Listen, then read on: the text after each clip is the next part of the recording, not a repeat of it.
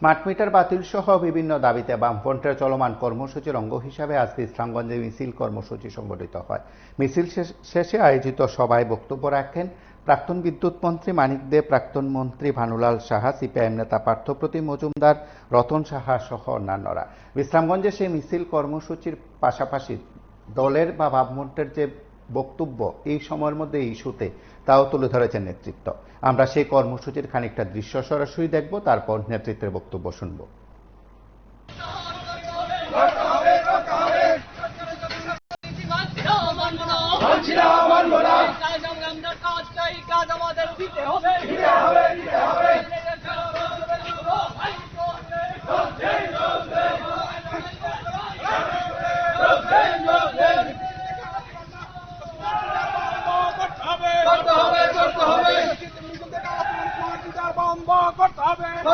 করতে হবে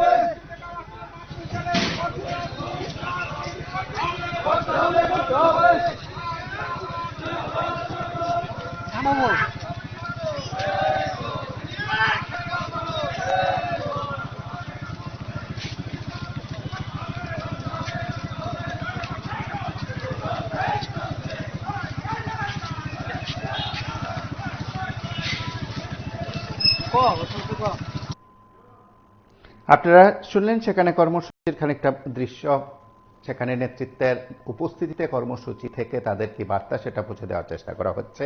তার পাশাপাশি নেতৃত্ব কি বলছেন ভাষণ রাখতে গিয়ে আমরা তা শুনব। ত্রিপুরায় বিজেপি জোট সরকারের নেতৃত্বে বিদ্যুতের মাশুল বৃদ্ধি এবং স্মার্ট মিটার ব্যবহারের যে সিদ্ধান্ত নিয়েছে যা জনবিরোধী, তার প্রতিবাদে সিপিআইএম বিশালগড় মহকুমা কমিটি আজকের এই কর্মসূচি গ্রহণ করেছে।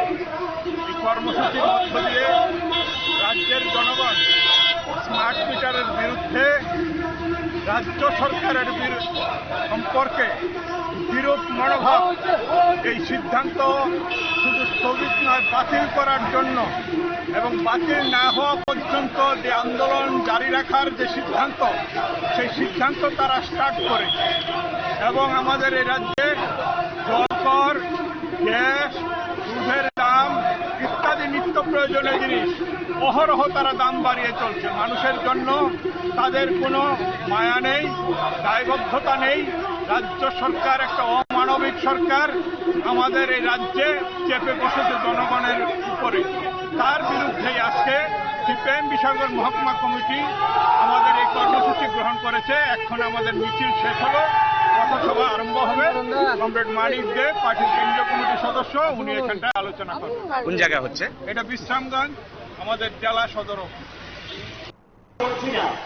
14,700 জন গ্রাহক ছিল। বামফ্রন্ট সরকার ক্ষমতা আসার পর সিদ্ধান্ত নিলেন যে গ্রাম শহর সর্বত্র সকলের বাড়িতে বিদ্যুৎ পৌঁছে দিতে হবে। আগে লাগবে উৎপাদন, নিজেদের গ্যাসকে কাজে লাগিয়ে ওএনজিসি বলতে গ্যাস তুলে কি হবে, ব্যবহার করার লোক নেই। আমরা বললাম বিদ্যুৎ উৎপাদন কেন্দ্র করবো, গ্যাস দাও, তারা দিলেন। আমরা বনমুড়াতে গিয়ে একটা উৎপাদন কেন্দ্র আমরা করলাম।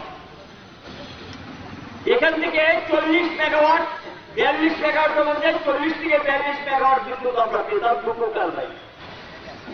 এখন প্রশ্ন করছি বর্তমান সরকারকে, কি কারণে 2টা টারবাইন বন্ধ হয়ে গেছে, মুখ ছুটে পড়েছে বড়রা, এটা বামফ্রন্ট সরকার করে দিয়ে গেছে।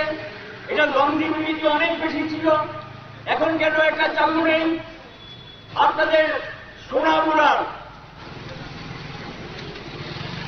এখানে রুকিয়া, এই রুকিয়াতে আমরা বিদ্যুৎ কেন্দ্র তৈরি করেছিলাম এবং সেখানে রুকিয়াতে যে বিদ্যুৎ কেন্দ্রটা আমরা তৈরি করেছি, সেই রুকিয়ার বিদ্যুৎ কেন্দ্রে বিদ্যুৎ উৎপাদন শুরু হলো।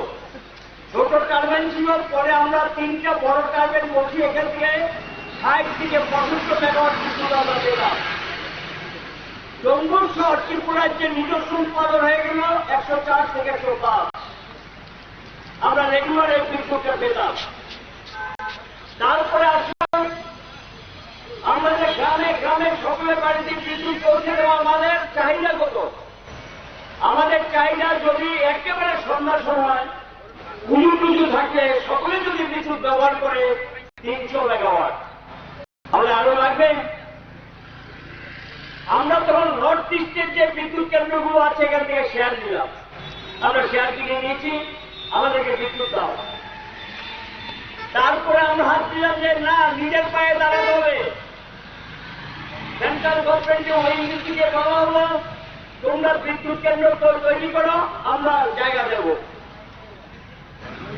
এটা নিয়ে এখন আমরা কৃতজ্ঞ ভদ্রলোকের কাছে, যিনি সিএমডি ছিলেন মিস্টার রাহা, তিনি এগিয়ে আসছেন।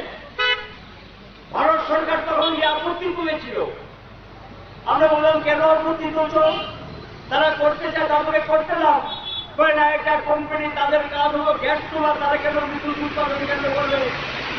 তখন তারা ডিভিশন নিল 50% শেয়ার মার্কেট থেকে তুলতেন, আর 50% শেয়ার থাকবো ওই নীতি। আমরা বলেছিলাম আমাদেরকে 10% শেয়ার দাও, দিলেন না।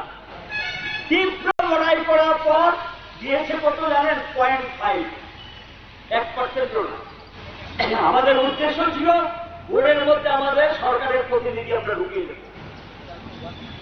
ওই নীতি এখানে 726 মেগাওয়াট, দুটো টারবাইন বসো, 650 মেগাওয়াট বিদ্যুৎ উৎপাদনে তো আমাদের সময় বেশিরভাগটা যায় আসাম, মিজোরাম, নাগাল্যান্ড, মণিপুর, সিকিম সহ 8টা রাজ্য এখান থেকে বিদ্যুৎ পায়। তার বাইরেও যে বিদ্যুৎটা থাকে এটাকে বলে তাদের নিজস্ব পোল, এই বিদ্যুৎটা চলে যায় ভারতবর্ষের বিভিন্ন রাজ্যে।